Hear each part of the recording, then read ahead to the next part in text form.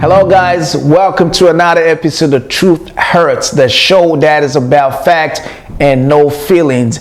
If you're one of them people that get hurt easily, a disclaimer, now is the time to step out the room. You know, last week we had an amazing guest in the studio, Annie Ross. By popular demand, she's no longer a guest on the show. She's a co-host. These women always do this. They come in, they swoop in, they take it over. She came in, she took the show over. We have Annie back here today. Annie. Hi. I'm great, Annie. I'm kind of excited though. You know, we had to beg Annie, and you know, we made her an offer she could not refuse. You know, I made a few calls. We put some word out. We dug some dirt from the past, and now she's here. Now you blackmail. I didn't say blackmail. I said we made her an offer and she could not refuse. Annie, welcome back. Thank you, Eddie. How are you? I'm great, thank you. You know, we're all excited to finally nab you, become a co-host of the show. I'm so excited. Your energy was awesome. You know, people were blowing up our DM, and we want to see her again. She was so amazing. She's so beautiful.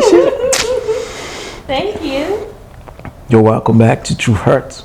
Thank you. Anyway, guys, like I said, she's going to be taking over the show for the most. I'm just going to be chilling over here, just, being the guest on the show. You ready for that, right? No. I don't want you to be my guest. I want to be your co-host. I got you, man. We're on this together. Yeah, good. You know, we're going to talk about an exciting topic today that seems to be causing a lot of controversy in the world of relationship, and that is submission. Women being submissive. Annie, I'm so glad this is the topic we have today. I'm going to let you take it over. Why? Because... What questions do you have about submission? What is it that you guys feel like is so hard about it? What is so difficult about submission? Or what are your experiences with women when it comes to submission? I'm going to shock you today. For me, I'm not really like taking, I know a lot of guys are going to be like mad at me today, but the truth is I'm not really attacking or approaching submission from the general perception of how a lot of men see submission. Okay. For me, naturally, I look at submission. Submission comes in multiple. It's nuance. It's not just a black and white thing. Either you're on this side or on the other side. No. For me, I look at submission as it's like you say shades of gray. Okay. It has different aspects to it. There's healthy submission, and there's unhealthy or toxic, submission. First off, for a man, let me approach it from more of the religious, angle first. A lot of people, made reference to Ephesians, I believe it's Ephesians 22, verses 22 to 24. I could be wrong. I'm going to check that later. But a lot of men refer to that as, she's supposed to be submissive. Even the Bible say be submissive, to your husband or, your spouse, whatever. But they also take it out of context. You look at it, if you look into that scripture properly, it also says be loving to your spouse, to your wife. Now, first off, right off the back, women come into relationships submissive. Every women are literally more excited in relationships, in marriages. For men, I'll tell you right now that when a man walks into a marriage, he's not even really excited. He's looking at all when you congratulate a man for, where when men come into a relationship, a marriage, they come in from a whole nother perspective. They come in from, now I have more responsibility than I had before. Okay. They're not. It's women that get overly excited. Look at the ring. Men are like, oh shoot, I can't, run around no more. I can't. For the rest Exactly. of my life, I've been trapped. Now I'm trapped. That's the word, Now I'm trapped. I've been trapped. Now I'm caged. I'm dead. Oh my God, like. They cry at the altar. Really? Be like, it's not because she's so beautiful what? in her white dress. Yeah, that too. Yeah. It's just like, man, what did I get myself into? What I think is crazy about the topic is I've even heard women say, I will never be submissive. My children and I, my girls and I, we can't be submissive. If you want submission, go get a lap dog. I think the word in itself has been taken out of context, right? It's not like when you look at the word, it said, sub and then submit, submit to a mission. So there has to be a mission in place. Absolutely. And this is why I always say that when people get married, getting married out of love and excitement is probably the wrong thing to do. Yes, you love the person, but shouldn't you discuss what the mission of your marriage Absolutely. is? What are we doing together? What is the purpose? Is the purpose just to have children? Is the purpose to build a legacy? Is the purpose to be what do you call them? A power couple? Are we building together? What kind of family do we want to raise? These are the discussions that people don't have.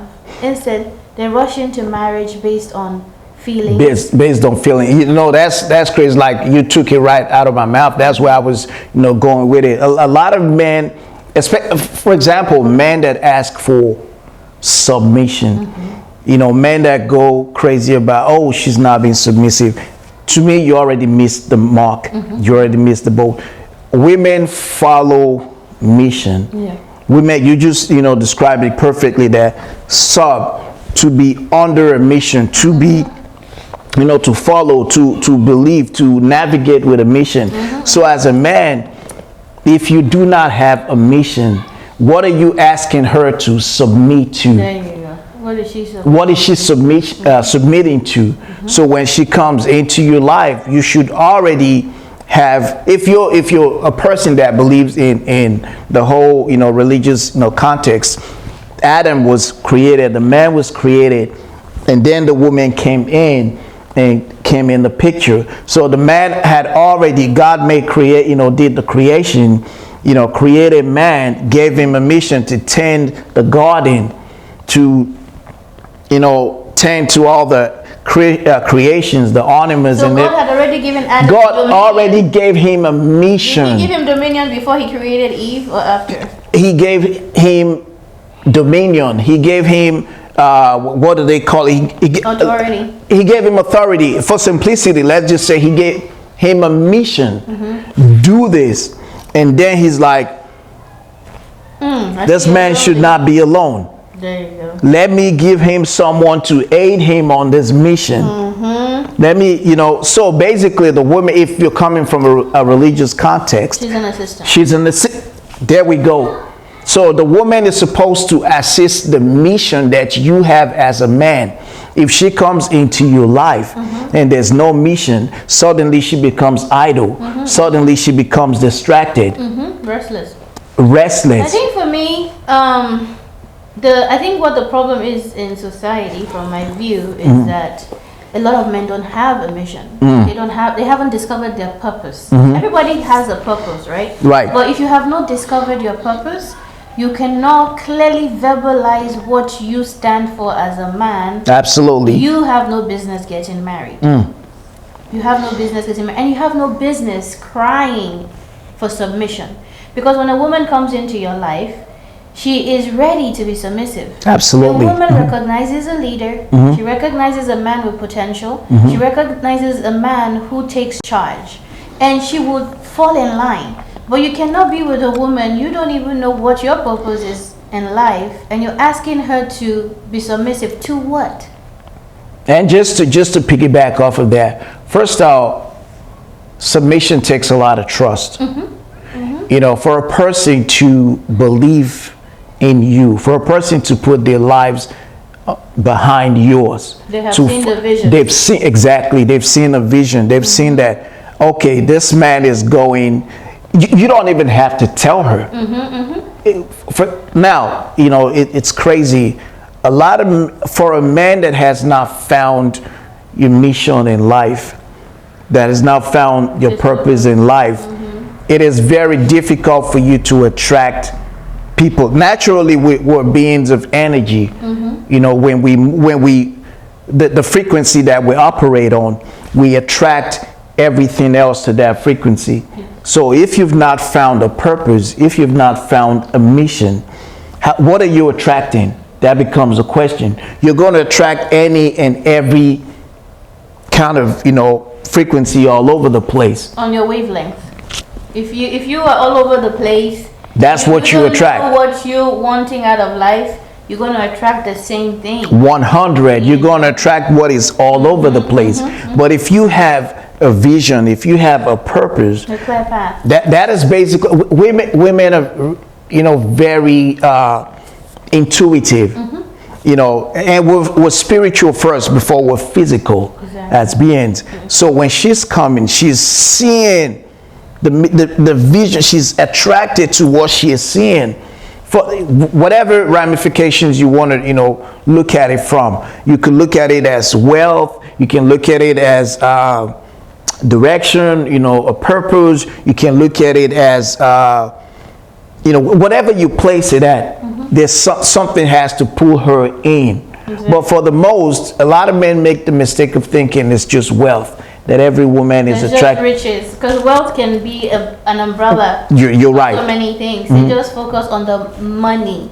It's just money. It's just riches. So that's why a lot of them are in hyperactive mode to keep the money, because when the money is gone, there's really nothing there for. There's no substance. There's no substance, because that was what attracted the woman. If that's the kind of woman you are absolutely attracting, the one who's looking for somebody to just pay her way through life and take care of her. But if you're a spiritual man, a man who's in tune and in alignment with God's purpose for his life, you would automatically, God would have revealed to you what your purpose is. We all have a purpose, right? And you automatically meet the right one for you. Not that you're not going to meet so many other women, but you will meet the one who will get your vision. She will want who would align with your vision, right? Align with your vision, and she will be a helpmate to you.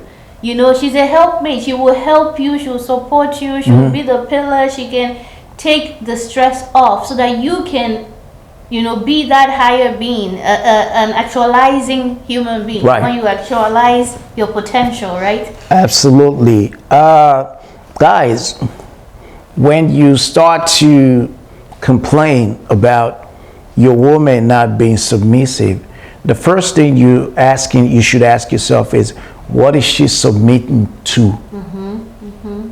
Because a lot of, unfortunately, I'm not going to say a lot, you have men that are completely disrespectful to their partners.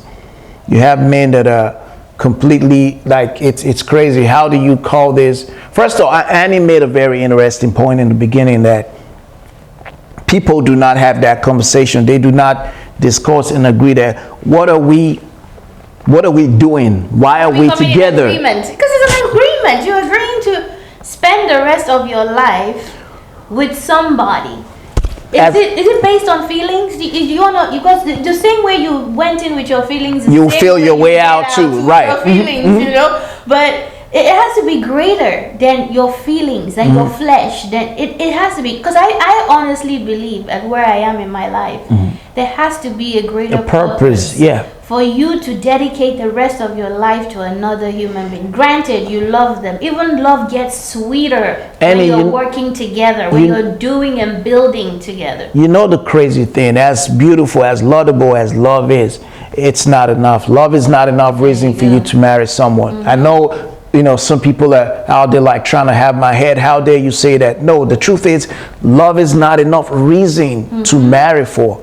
There has to be more. You cannot, once you marry a person, because love is an emotion that is fleeting. Exactly. It's like the ocean. You get a wave, it comes down, and then another huge wave, and then you have the suffer wave and low wave. So that's how feelings are. Highs and lows, ups and downs. Love is, there's some days you love somebody but you don't like them. you know, and there are so many things that would happen in life to both of you that would shake that feeling, that would not make you so romantic, so loving, not so attractive, not so this. But what is the core that is holding you together? That core should be so strong. A mission that is holding both of you together, right? That is the mission. So I believe people should get married when they have a clear vision for the mission. They have say that again. They have a clear vision for the mission. They know why. Yes, children will come, right, and they will change the dynamic of the relationship. But when the mission is strong enough, I think it will weather all kind of storms. Absolutely. You know? If we're coming now, it's funny. I don't know if it's just a modern day thing. Back in the days when people got married, it is because two families came together to become either more powerful politically or more wealthy. You know, either you come together to become more economically viable, you know, as a group, as a family, as a collective.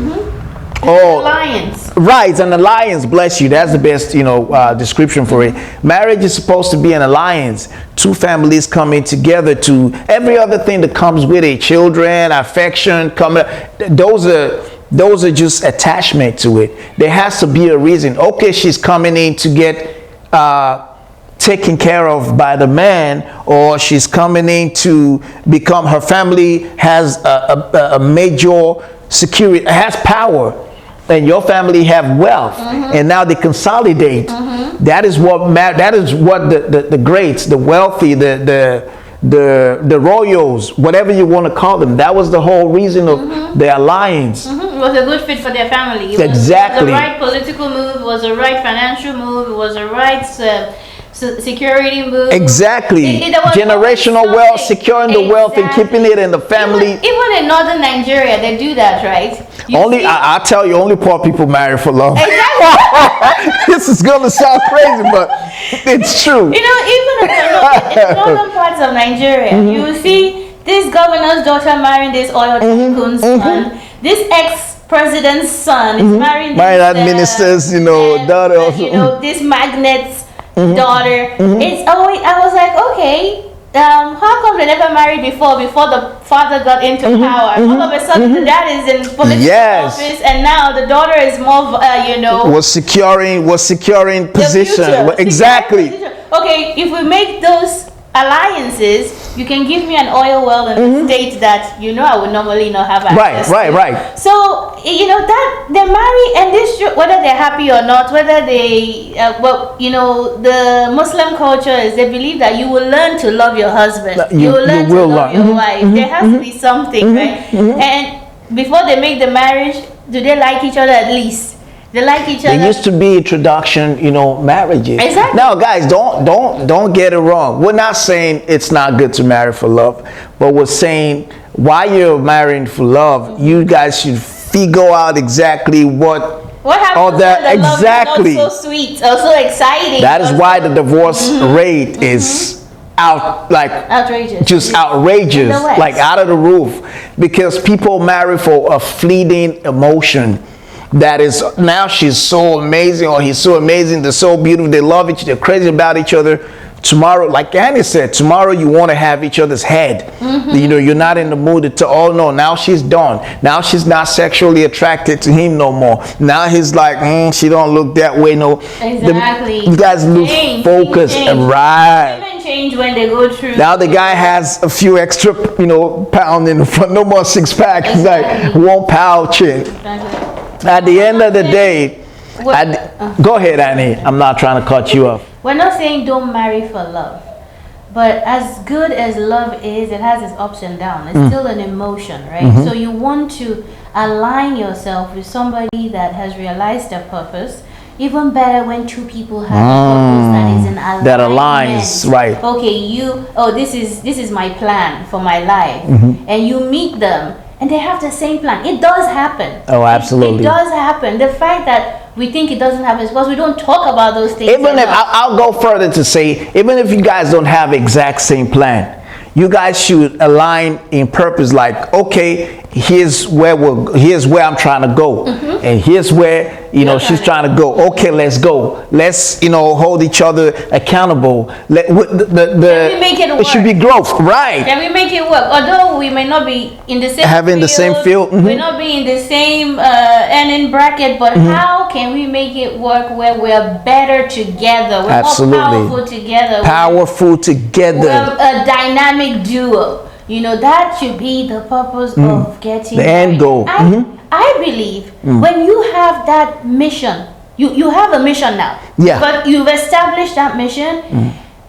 Come rain, come sun, if you always go back to the drawing board, that should be able to keep you together. Even if you get out of love. Exactly. Even when the romance, the love is no longer there, you see people, they'll refer to their wife as she's my business partner. Right. Even if a mistress comes in, that mistress can break them up because there's a bigger mission. There's a bigger mission. There's a you know? bigger purpose. There's a bigger purpose than just feeling good, you know, for the moment. It's funny, I was counseling a couple, right? And this came up. It was crazy when I asked that question, like, okay, why did you guys get married? Thank you. What is the purpose? And the guy was even more confused. Wow. And she was getting upset. Like, what do I mean? What's the purpose? Well, I'm like, listen, when two people come together, I get it. You guys love each other. She was, you know, her weight, it was, you know, 36, you know, 28, 45. I get all that at that point, but that is going to fade over time. Why? Did you guys see the future? Did you guys see why you were getting together? What was the advantage? What was the resource she had? What was the resource that you had that made you guys decide to pull forces together? And they were dumbfounded. Wow. You're like, I mean, we loved each other. I'm like, that's beautiful, but that's not. But right That's now, not an exactly. Right now, you're fighting. like cats and dogs. What is holding you guys together? We could decide not to talk to each other no more. We have binding, you know, business contracts. We have companies. I don't even need to deal with you. My lawyer can deal with you. But guess what? That generational wealth is still getting built. That mission is still getting accomplished. I don't have to like you. If I like you, that's great. That's an addition. So that's the problem with a lot of, you know, men when they say. Well, I'm sorry to Go ahead. but I believe you should like someone. No, I'm not against that. You should like them at least. You may not love them, or you may love them and not like them, but one of them has to be present. There should be love in relationship. Exactly. I think love is a feeling of. It's so vast that you can't define exactly what love is. But for me, it's consistency. It is support. Now, It is showing up. Here's something funny. What do you respect more? What do you honor more? A business arrangement or an emotional, you know, arrangement, connection? I wouldn't necessarily. We don't come out and call it a business arrangement. No, I'm saying I'm generalizing in life, right? What do you honor more? Of course, my business arrangement. Exactly. That puts food on my table. So at the end of the day, the problem, now I'm going to say how it is. If you do not treat your relationship as a business, if you do not approach it from a business angle, you're not going to respect and honor it the way you should respect and honor it. You would easily lose sight of it. Now, your business, there's focus, there's a plan, everything is drawn out. Okay, here's what we intend to do. Here's where we're going. Here's a 2-year plan. Here's a 5-year plan. Okay, because I know Annie is a co-investor in that love business that we have, I know not to mess with it. I know not to play with it. I know to, just like you would respect a business, you know, proposal, a business partner, a business deal. So when we start to look at our relationship in that way, it has a long-term it has more of a long-term viability. That's what I was going for. So at the end of the day, as crazy as it may sound to people when I say treat your relationship as a business, you will understand more because you're more honoring and more respecting to your business. You're more focused. You do not want it to fail. You give it all because you've invested all, right? You've invested all, you give it all, and you don't want to fail at it. You do not want to fail at it. And that's a good point. It's a good point to look at your relationships like a business, if that's the only way you can wrap your head around it to make it work or to make it successful. What is there to gain from it? That's how you, exactly, why? Why are you doing it? What is the purpose? What is the long-term goal for this, right? And I believe people should have the conversation. People should stop getting married for feelings. I said something that went wild, that blew someone's mind when I said, listen, every marriage should be revisited every 5 years. Oh, that's beautiful.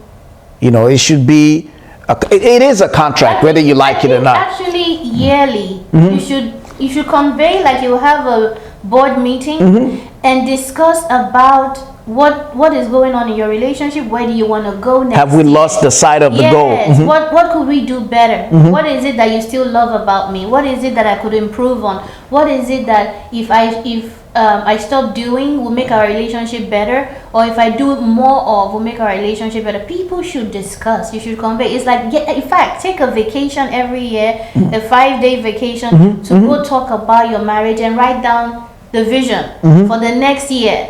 Every year should be like you have board meetings every year. Why? Because we want to grow. Absolutely. I know we kind of ran away from submission a little bit. I'm telling you. It all ties back, right? Right. No, it does. Because there's no vision to submit to. Absolutely. If there's a vision that holds you together, that focus is the mission. Guys, believe me, women, this is going to sound crazy, completely contrary to gender, popular belief. Women naturally come submissive in a relationship. Women are more excited. Women are more willing to jump into that mission. But you as a man has to have the mission. Make it visible. Make the mission visible. I'm not even talking about you have to have certain amount in in your account. You have to. Oh, it's not always about the money. Even if you don't, do you know why there are lots of famous people that they were dead broke. Wasn't Denzel Washington a garbage collector? He was married.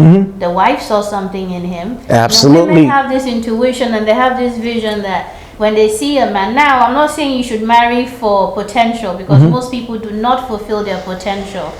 Potential alone is not enough, but you also want to see the plan. Potential without plan is nothing. You want to see the plan of execution. Right.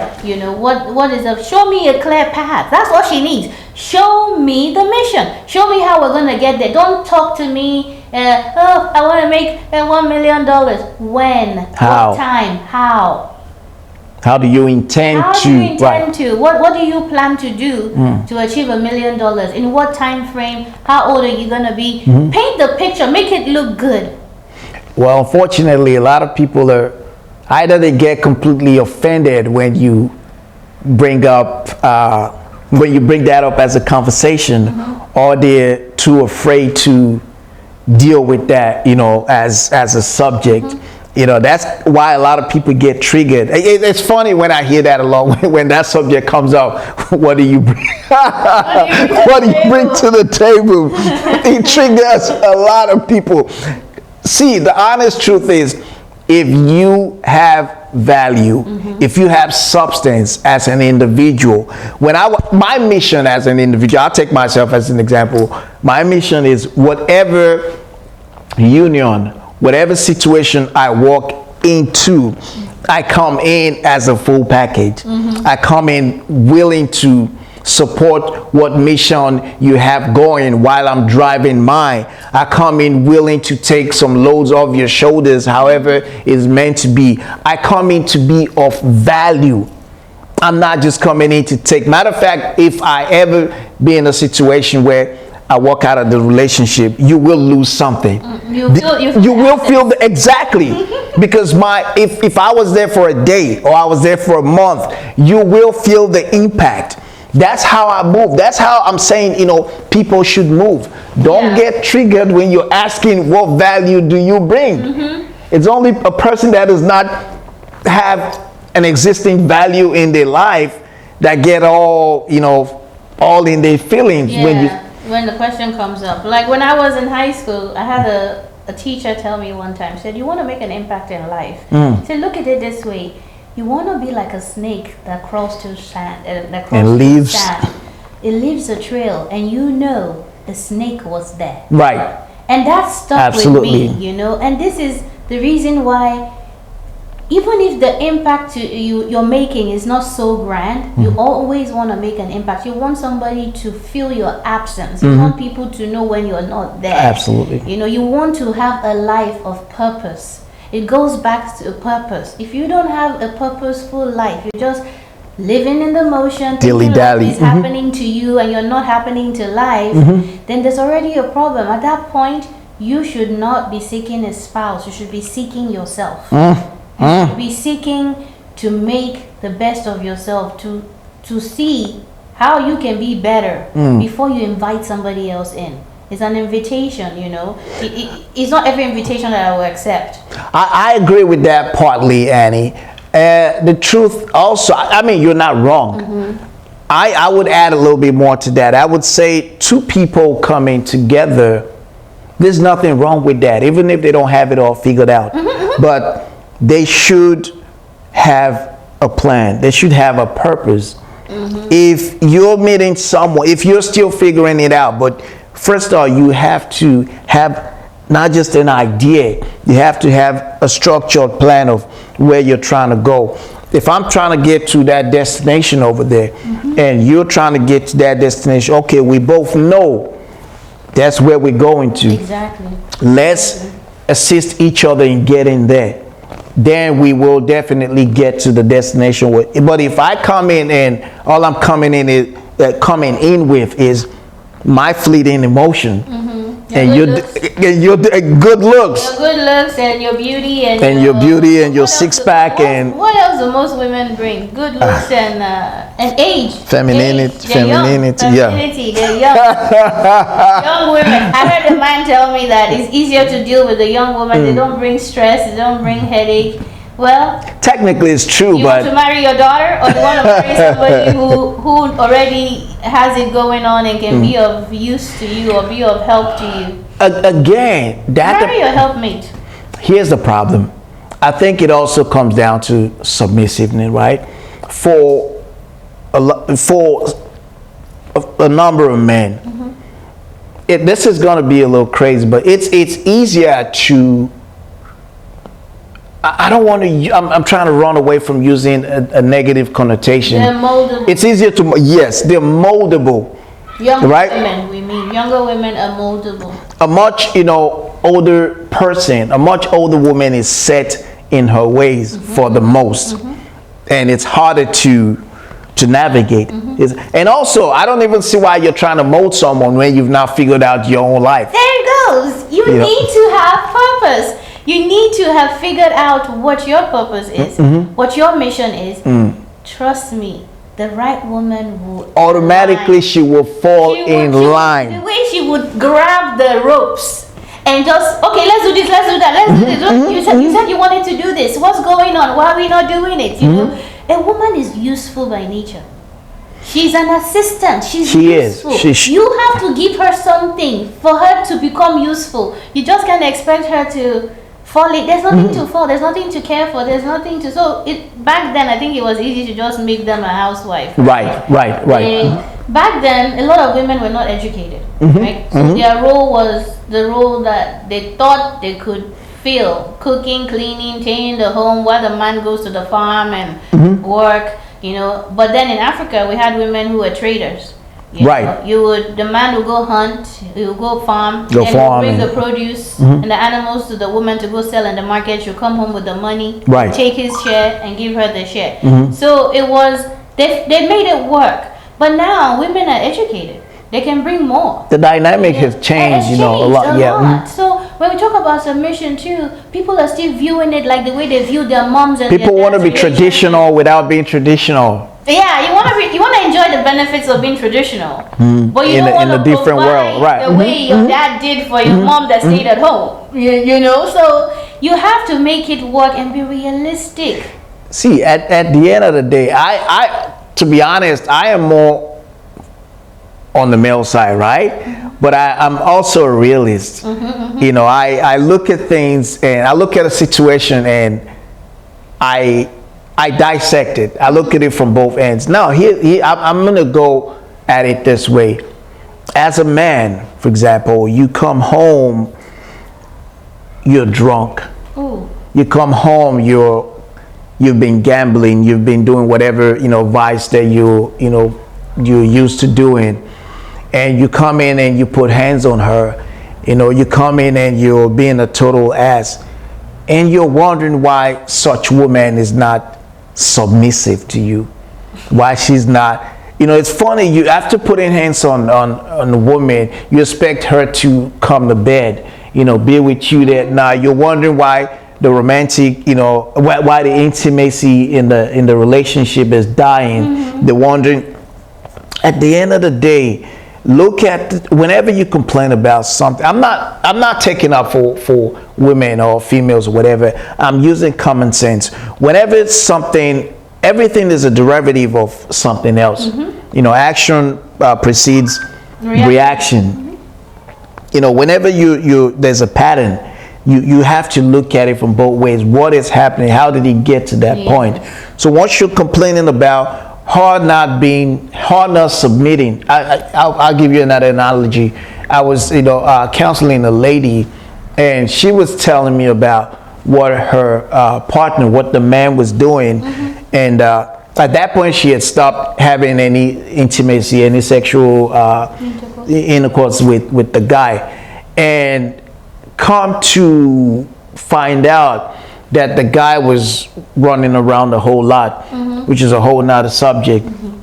The guy was a rolling stone, and in all that, he still wanted that intimacy to be on. He wanted her to be on chain, do her duties, but While he was so at this man. So at the end of the day,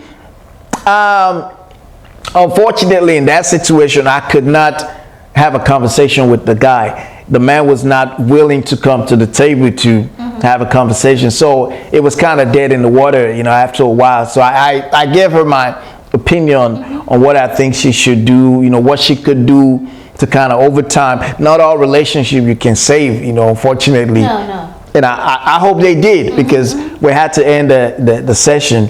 What I'm saying, guys, is submission is about trust. And it goes both ways. It goes both ways. You have to, as a man, to submit to the mission. To the mission. Yeah, she has to submit to the mission. Now, you cannot, let's go back to treating our relationship like as a business. You cannot treat your employees badly.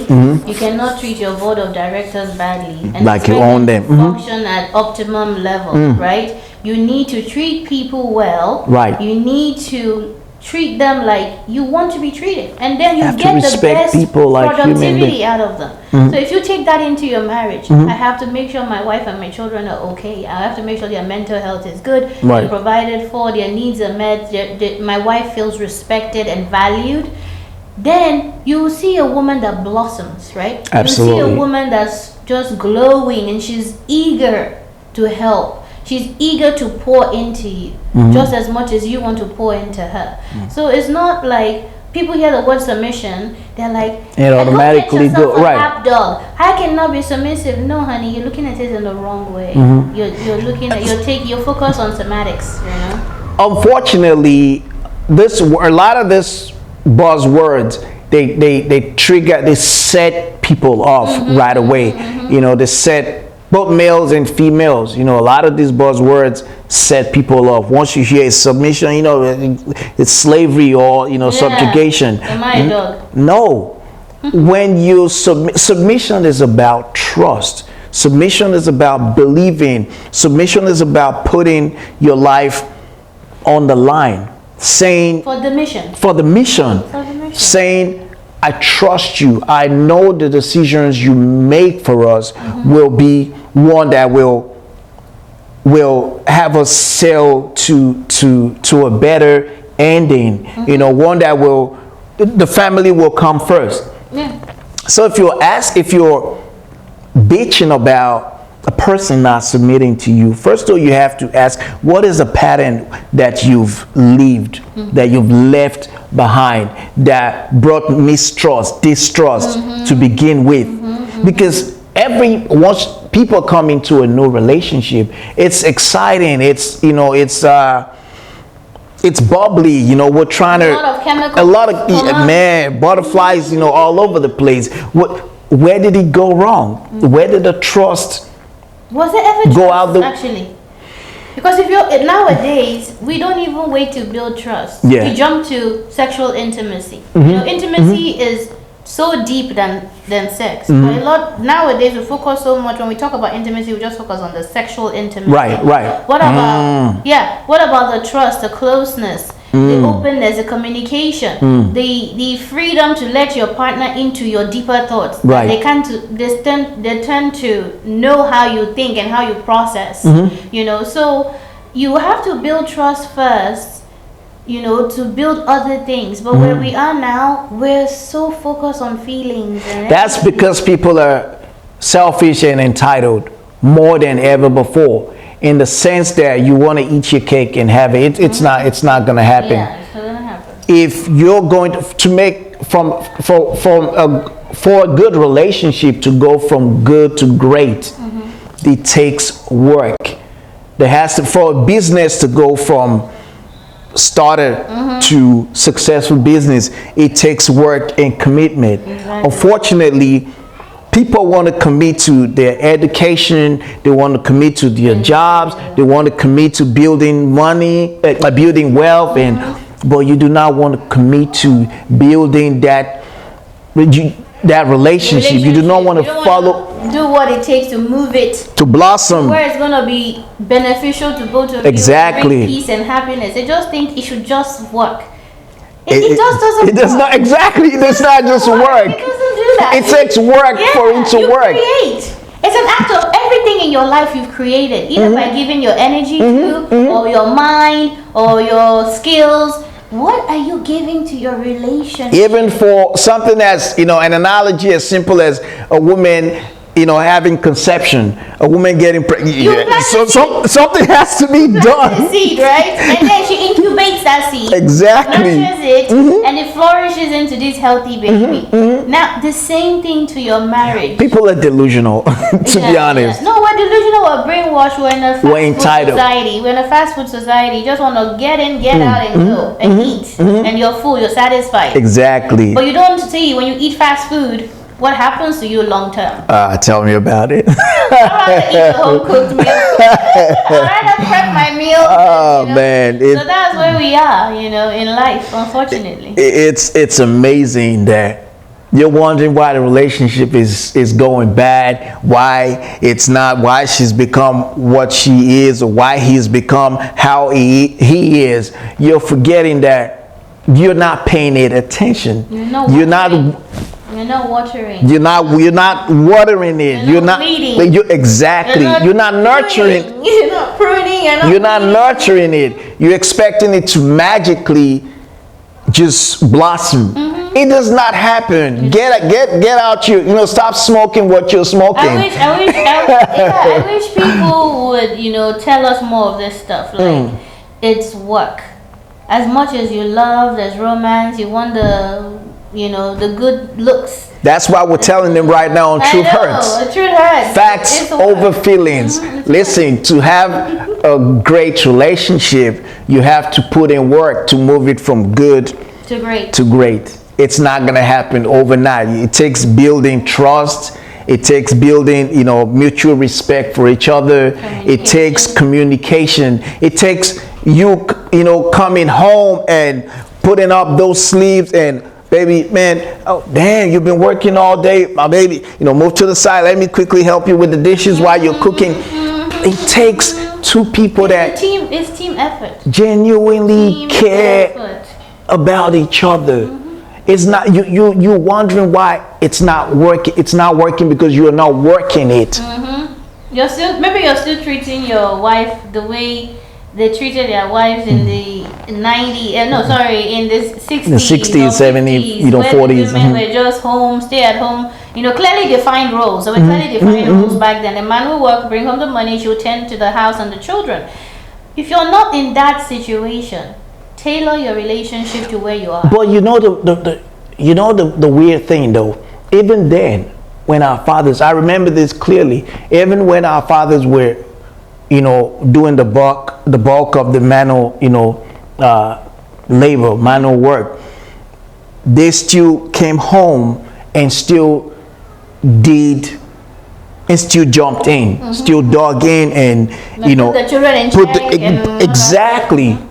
There were more clearly defined roles, but at the same time, you still came in, and what all your mom had to say was, "I'm gonna tell your dad." Ooh, nobody likes to hear that. Please and you automatically fall in line. So, guys, as much as we live in different times, economically, it's not even possible for one person to, to work at, in most homes, in most relationships, anymore. Sometimes both couples have to, contribute, and there's still a few homes where one partner completely, is able to take care of the finances that come in, while the other takes care of the home. I still believe, call me old school, I still believe in clearly defined, roles in the home. So for there to be progress, for a woman to become submissive, you have to give her something to submit to, give her a mission to follow, to focus on. It's God. The hierarchy is God, the man, the woman, the family. You're following God. She's following you. The children are following, both of you. So until you, as a man, until you find your purpose in life, it shocked me, Annie, when I started to focus more on building value in my life. I started to attract people. I started to attract females that were way out of my league.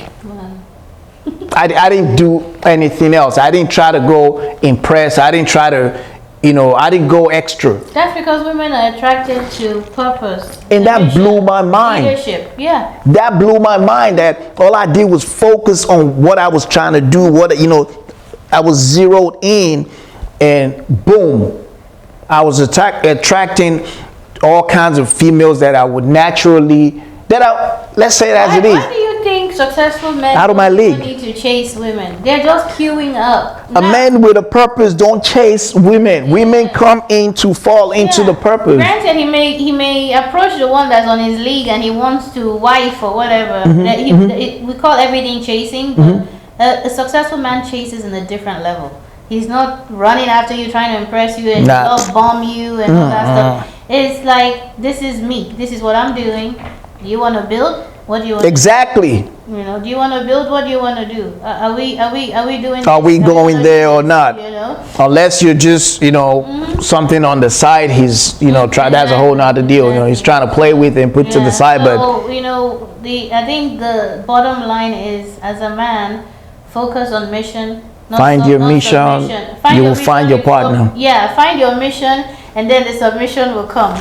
Right? That's it. Don't stress your life too much. You see why she took over the show?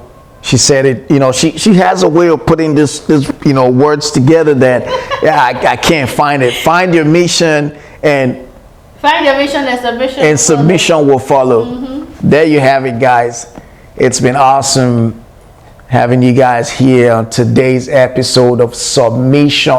Today's episode of Truth Hurts, which subject was submission. Annie, end your show. Eddie, thank you for giving me the show. Thank you for watching. Please like and subscribe and catch us on the next episode. Catch us on the next episode of True Hurts. Go subscribe. Go hit that like button. Go hit that share button. We'll catch you on the next one.